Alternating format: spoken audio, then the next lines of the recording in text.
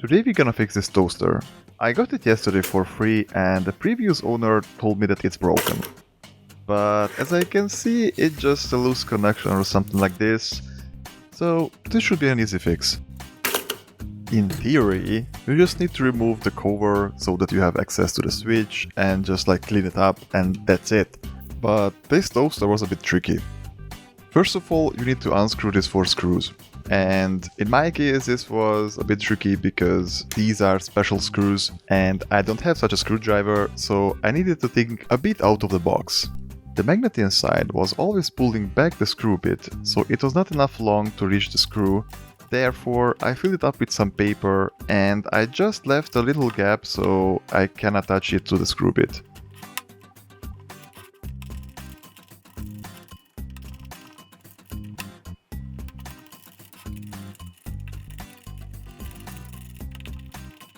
The whole process was a bit slow, but it worked.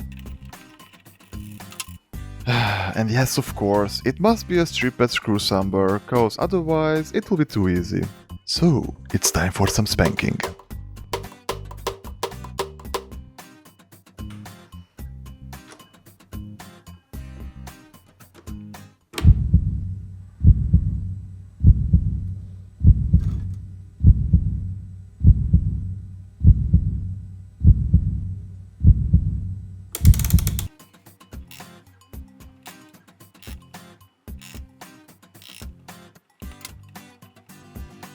And after some gentle movement, In voilà, mon chéri.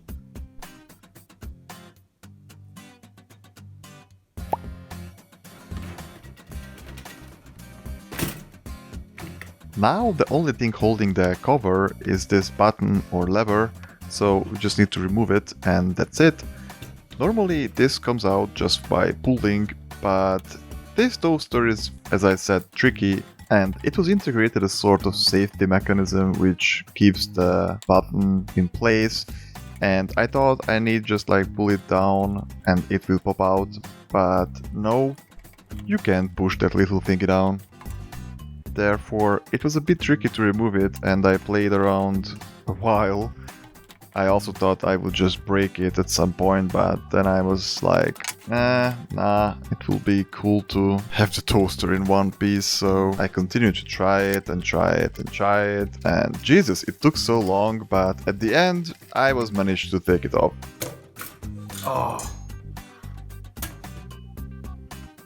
So, when you activate the toaster, these little 2 pieces makes contact, which gives enough power to the electromagnet to keep the toaster activated.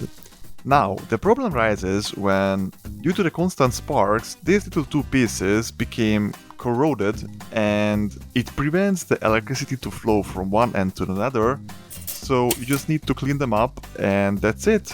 Here I'm using a tiny piece of sandpaper to clean the connections. A similar problem can occur also in a car battery, so if your car doesn't start or starting slow, just try to clean the battery terminals and maybe that was just the problem.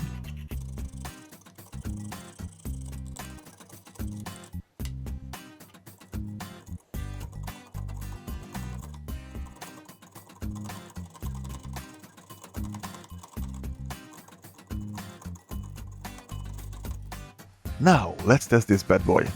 Oof, that's promising.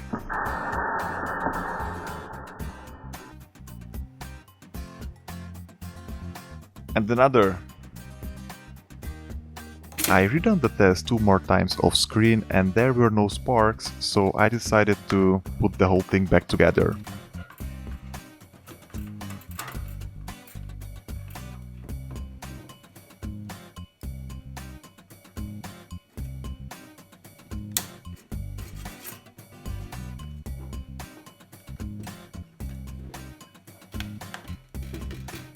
For simplicity, I'm changing the screws for a more practical one.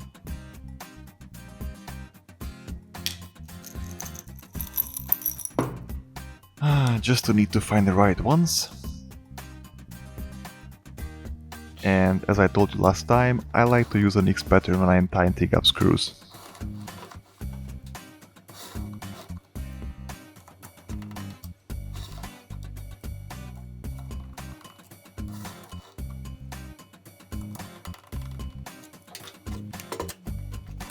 And now the final test.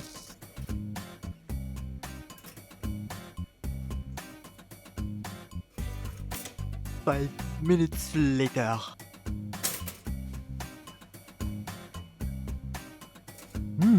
That worked out great. A free toaster. Nice.